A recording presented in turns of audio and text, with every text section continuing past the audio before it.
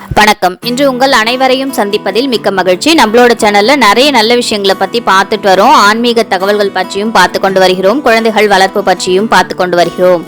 அந்த வகையில் இன்று நாம் தெரிந்து கொள்ள போவது கோடீஸ்வரர் யோகம் யாருக்கு அமையும் என்பதை பற்றி தெரிந்து கொள்ளலாம்.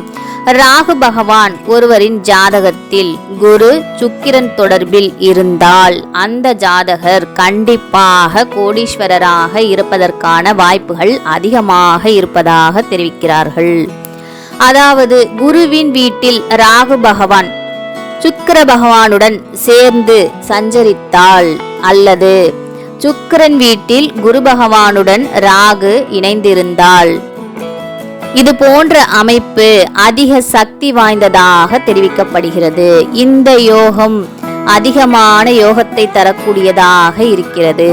சக்தி வாய்ந்த அமைப்பு யோகமாகவே இதை தெரியப்படுத்துகிறார்கள். ராகு பகவான் ஒருவரின் ஜாதகத்தில் குரு சுக்கிரன் தொடர்பில் இருந்தால் அந்த ஜாதகர் கண்டிப்பாக பெரிய அந்தஸ்தில் இருப்பார் என்று தெரிவிக்கிறார்கள். அதாவது குரு வீட்டில் ராகு பகவான் சுக்கிர பகவானுடன் சேர்த்து சஞ்சரித்து வந்தாலும் இவர்களுக்கு கோடீஸ்வர யோகம் இருக்கின்றது என்று ஜோதிடர்கள் தெரிவிக்கிறார்கள். அதாவது சுக்கிரன் வீட்டில் குரு பகவானுடன் ராகு இணைந்திருந்தாலும் இந்த அமைப்பு மிகவும் சக்தி வாய்ந்த அமைப்பாக தெரியப்படுத்துகிறார்கள்.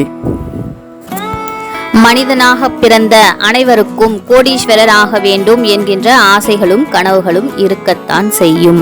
ஆனால் இதுவே நிறைய வேணும் என்று ஆசைப்படக்கூடியவர்கள் அதிகமாக இருக்கிறார்கள். அவர்களின் அதிர்ஷ்டத்தை பொறுத்துதான் இது அமையக்கூடியதாக இருக்கிறது. மேலும் அவரின் ஜாதகத்தை வைத்து, கிரகங்களின் அமைப்பை வைத்து, ஜனன ஜாதகத்தை வைத்து துல்லியமாக தெரிவிக்க முடியும். ஒருவரை கோடீஸ்வரராக்கும் சக்தி ராகு பகவானுக்கு அதிகம் இருப்பதாகவே தெரிவிக்கிறார்கள். ஒருவரை கோடீஸ்வரர் ஆக்கக்கூடிய கிரகங்கள் என்று குரு பகவானையும் சுக்கிர பகவானையும் சொல்வார்கள். ஆனால் அதையும் தாண்டி அதிகமாக ஆக்கக்கூடிய இறைவன் அப்படின்னா சுக்கிர பகவான் அப்படின்னும் சொல்லி வருவார்கள். அதையும் தாண்டி ஒருவரை குப்பையில் இருந்து கோபுர உச்சிக்கு அழைத்து செல்லக்கூடிய மிக சக்தி வாய்ந்த கிரகம் என்றால் ராகு பகவான். ராகு பகவான் இதை அதிகமாகவே செய்வார் என்று தெரிவிக்கிறார்கள். சுக்கிர பகவானும் சரி, குரு பகவானும் சரி கோடீஸ்வரர் ஆக்கக்கூடிய கிரகம் என்று நம் முன்னோர்கள் தெரிவிக்கிறார்கள். ஆனால் ராகுவை போல் ஒரு நாள் இரவிலே ஒருவரை செல்வந்தராக்கக்கூடிய மாற்றக்கூடிய கிரகம் ராகு பகவான் என்று கூறி வருகிறார்கள். ராகு பகவான் ஒருவரின் ஜாதகத்தில் குரு சுக்கிரன் தொடர்பில் இருந்தால் அந்த ஜாதகருக்கு கோடீஸ்வர அந்தஸ்தை அவர் அள்ளி தருவார் என்று தெரிவிக்கிறார்கள். அதாவது குருவின் வீட்டில் ராகு பகவான் சுக்கிர பகவான் சேர்ந்து சஞ்சரித்தால் அல்லது சுக்கிரன் வீட்டில் குரு பகவானுடன் ராகு இணைந்திருந்தால் இது போன்ற அமைப்பு அதிக சக்தி வாய்ந்ததாகவே கூறப்படுகிறது.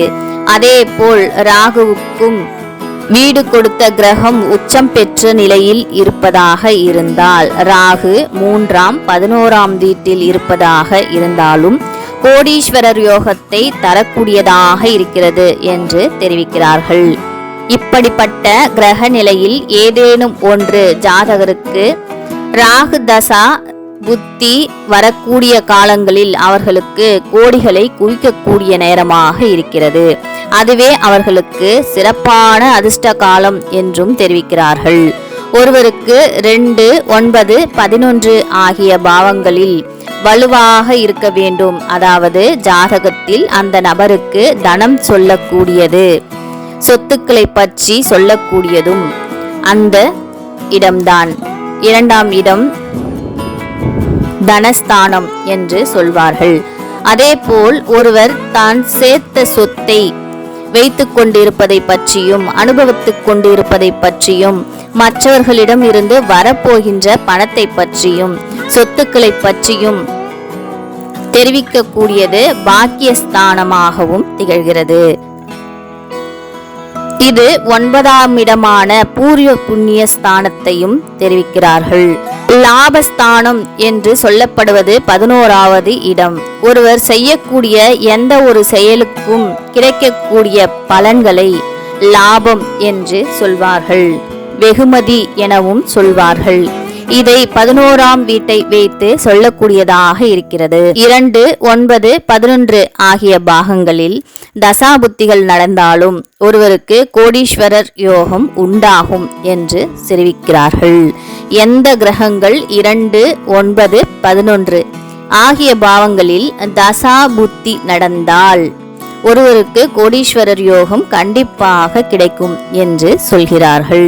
அதாவது ஒரு நபருக்கு குரு தசா, சுக்கிர தசா, ராகு தசா அல்லது 2, 9, 11 ஆகியவற்றில் சுபத்துவத்தை பற்றி கூறக்கூடியதாக இருக்கிறது.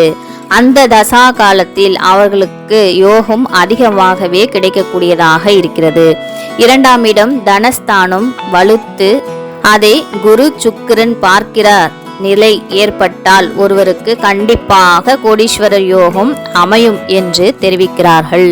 அதாவது 2ஆம் ஸ்தானம் வலுப்பெற்று அதை சுக்கிரன் பார்க்கிறார் என்கின்ற நிலை ஒருவருக்கு இருந்தால், சுக்கிரனோ அல்லது குருவே பார்க்கின்ற நிலை இருந்தால் அவர்களுக்கு கோடீஸ்வர யோகம் பெறுவதற்கான வாய்ப்புகள் அதிகம் இருப்பதாக தெரிவிக்கிறார்கள். குருவும் சுக்கிரனும் அள்ளி கொடுக்கக்கூடியவர்கள் என்பது பற்றி நாம் இந்த பதிவில் தெரிந்து கொண்டோம். ஒருவர் சம்பாதிக்கக்கூடிய பணத்தை பற்றியும் அவர்கள் சேர்க்கக்கூடிய செல்வத்தை பற்றியும் சொல்லக்கூடியவர் குரு பகவான். ஒருவர் வருவாயை ஈட்டக்கூடியதை பற்றியும் தனத்தை பெறக்கூடிய வாய்ப்பை தரக்கூடியவரும் யார் என்றால் குரு பகவான் தான். அதே போல ஒருவர் செலவு, ஆடம்பரம், வசதி, வாய்ப்பு செலவு செய்யும் வாய்ப்பை தரக்கூடியவரும் சுக்கிர பகவான். செய்த செலவுகளை, சம்பாதித்த பணத்தை செலவு செய்யும் வாய்ப்பை தரக்கூடியவர் சுக்கிர பகவான். அதனால்தான் ஜோதிடர்கள் குருவும் சுக்கிரனும் ஜாதகத்தில் கெட்டு போய் இருக்கக்கூடாது என்று சொல்கிறார்கள். குருவும் சுக்கிர பகவானும் நல்ல நிலையில் இருந்தால் அவர்களுக்கு கண்டிப்பாக கோடீஸ்வரர் யோகம் கிட்டும். ஒருவரின் ஜாதகத்தில் குரு மற்றும் சுக்கிரன் கெட்டு போகாமல் இருந்தால் அவர்கள் வாழ்வில் ஓரளவுக்கு நல்ல நிலையில் வாழ்ந்து வருவார்கள். அதையும் தாண்டி நாம் குறிப்பிட்டபடி இருந்தால் அவர்களுக்கு கண்டிப்பாக கோடீஸ்வரர் யோகம் அமைவதற்கான வாய்ப்புகள் அதிகமாக இருக்கிறது. இந்த பதிவில் நாம் தெரிந்து கொண்ட விஷயம், ஒருவரை கோடீஸ்வரர் ஆக்கக்கூடிய கிரகங்கள் சுக்கிர பகவான், குரு பகவான் என்பதை பற்றி தெரிந்து கொண்டோம். அதையும் தாண்டி அதிக சக்தி வாய்ந்த கிரகம் ராகு பகவான் அப்படின்றத பற்றியும் தெரிந்து கொண்டோம். நாளை வேறொரு பதிவில் சந்திக்கலாம். நன்றி, வணக்கம்.